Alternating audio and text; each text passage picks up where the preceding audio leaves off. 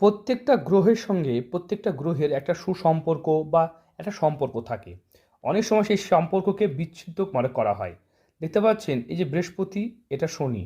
দেখছেন মাঝে একটা রেখা আড়ি রেখা তৈরি করে এর সম্পর্ক ব্রেকডাউন হলো।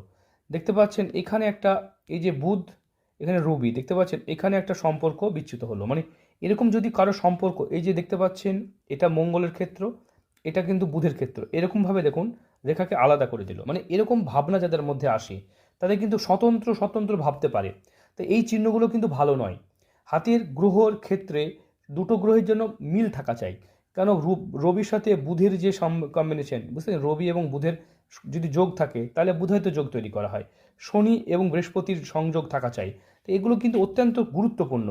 এবং এই যে মঙ্গলের সাথে যেন বুধের সংযোগ থাকা চাই, চন্দ্রের সাথে যেন মঙ্গলের সংযোগ থাকা চাই, এবং চন্দ্রের সাথে শুক্রের সংযোগ থাকা চাই। অনেকের হাতে কিন্তু এই সংযোগ আলাদা হয়ে যায়, যার জন্য কিন্তু জীবনে প্রায় কাজে বাধা, সমস্যা এবং ঝামেলা জড়াতে হয়। আপনারা হয়তো ভাবতে পারছেন না যে রেখাগুলো কীভাবে কাজ করে। জ্যোতিষ একটা অনেক বড় চ্যাপ্টার, এইভাবে একটা হাত দেখে শর্ট ভিডিওতে বোঝানো যায় না। যারা নিজের হাত বিচার বিশ্লেষণ করতে চাইছেন, স্ক্রিনে নাম্বার দেখতে পাচ্ছেন, এই নাম্বারে যোগাযোগ করবেন।